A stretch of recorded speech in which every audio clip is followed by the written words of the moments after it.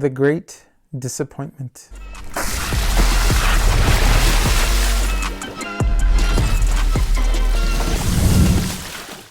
What's up guys, Vinny here with Sneaker Tweaker and welcome back to another video. Today we have the performance review on the Nike GT Cut 2. Now, the reason why I say the great disappointment was not because this was a terrible shoe or anything, but because the GT Cut 1 was such an amazing shoe that really Nike kind of, I guess, dropped the ball whenever it came to making the 2. At the very least, they should have made something that was identical in performance.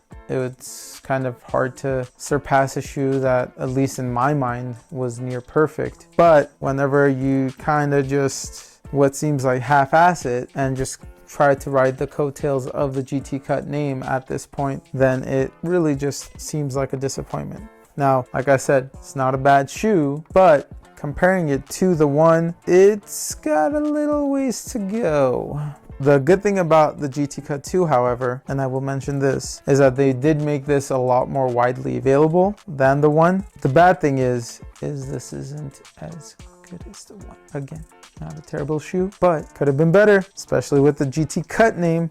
Could have been better. As always though, let's start it off with the traction. The Nike GT Cut 2 features what Nike calls their smear traction pattern. Now, the traction pattern, as you can see, is just in the forefoot area or within the strike zones. The rest, from the tip of the forefoot to just your heel, is just nubs. So these, I wouldn't say really grip much at all. So you really want to play more on your forefeet whenever you're playing in order for it to grip the way it's meant to. With the smear traction pattern, it's essentially supposed to be layers. So the more layers you go through, the traction is supposed to get better and better. And for me, it did get better and better the more I played in it, but it wasn't as good as the GT Cut 1 for me. So when it comes to the performance, I won't say that the traction is bad, but the GT Cut 1 was better. This one also had a little bit more trouble when it came to dust or dirty floors. There were times where I would slide out a little bit, and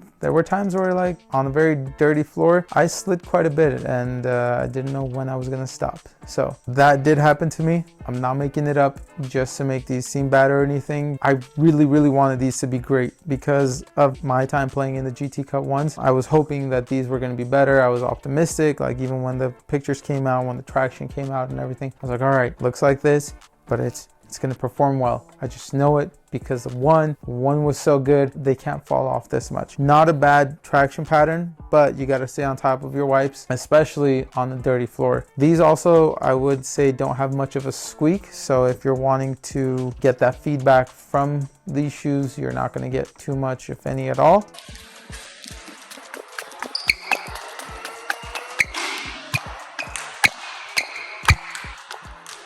But like I said, it's not to say that the traction is bad. It does get better the more you play in it. Also, going back to the more you play in the shoe, the better the traction gets. It is one of those shoes that you could potentially, I guess, take outdoors. I mean, just like right here, even as thick as it is, as much as thick as the grooves are and really just the layers of rubber, it's still pretty pliable. So I would still say this is something that you would probably potentially burn through quite a bit just playing outdoors. So do with it as you wish, but that is my, I guess, I wouldn't say assumption as much as just what I've noticed. Now for the cushion, this is a little bit of a change from the one. The one had a regular heel zoom unit and then a full length zoom strobel on top of that with, I would say, a thicker slab of React for a drop-in midsole. The 2, however, has the full-length zoom unit. It has a drop-in React midsole with a hex heel zoom unit, and the React in this feels a lot thinner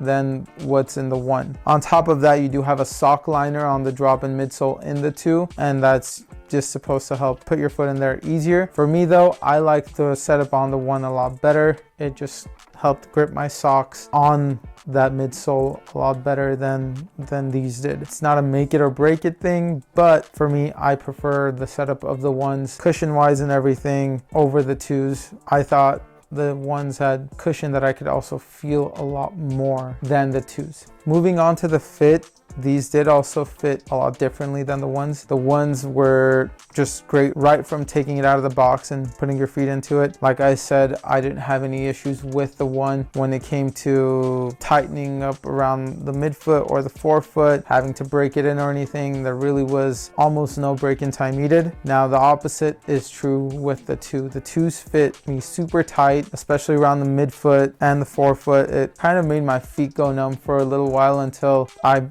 put in enough time to break it in, and over time though it did get better. I just had to put quite some time into the twos before these broke in nicely. I would still say true to size is the way to go, and if you're more of a narrow footer, this should be fine, but for me being a normal footer, it did take some time for me to break it in. As for the materials and the support, this uses a screen mesh upper. You do have this pretty much rubber heel counter in the back, and then this plastic heel clip. Overall, the materials are pretty supportive, and they do a pretty good job of keeping your foot in the footbed. They also, I guess I would say, don't have much of a midfoot shank plate. I mean, they do have this cutout of Air Zoom in there. I guess it's meant to be sort of like a shank plate or act as one, but there's no actual piece to put in there to actually make it so the shoe doesn't twist much or anything like that. But again, that wasn't an issue. For me, the biggest things were the traction, the cushion, and the fit. I would say were the top three things that were standouts to me from what I experienced in the one. The twos were just a little bit not there compared to the one. On top of that, you do also get the same, I guess not exactly the same, but you do get neoprene tongues in this as well. And breathability wise, with all these holes in there, it was nice. However, these ones weren't laced through. I mean, you could, if you really want to, lace them through and see if it'll keep the tongue in place, but playing in it the way it is, they're not laced through or they're not fed through, so the tongue does tend to move a little bit, and I generally just crank down on the laces a lot, try and make sure it doesn't move, but it still ends up moving. These do come in a pretty generic box as well. It's pretty much the same box that the GT Cut 1s came in. The logo is just slightly twisted. I mean, it's the same exact logo, it's just angled differently, but the rest of the box exactly the same as the one. For the price, these did retail for the exact same price as a GT Cut 1 at $170. So if you are wanting to get these, I think you can probably still get the GT Cut 2s, and a lot of the times they are on sale for really good deals. So if you are wanting to get the GT Cut 2s, have at it. They're available and they're on sale in most places. As for the weight, these feel like they might be lighter than the ones. For a size 9, these weigh in at 13.8 ounces. So yes, about an ounce lighter than the GT Cut 1. Again, that ounce really didn't make too much of a difference for me in performance. As far as the GT Cut 2s, they're great performers, but in my book, they fell a little bit short from their predecessor, and hopefully they bounce back with the GT Cut 3s, which images of that have already been leaked, and they potentially have Zoom X in the GT Cut 3. I'm assuming in the form of a drop-in midsole. If you guys are wanting the GT Cut 2s, or if you've played in them, let us know your experience down below. If there are any other shoes you guys would like us to review, again, comment down below. For more content like this, please like, subscribe, and follow. We'll see you guys in the next one. Peace.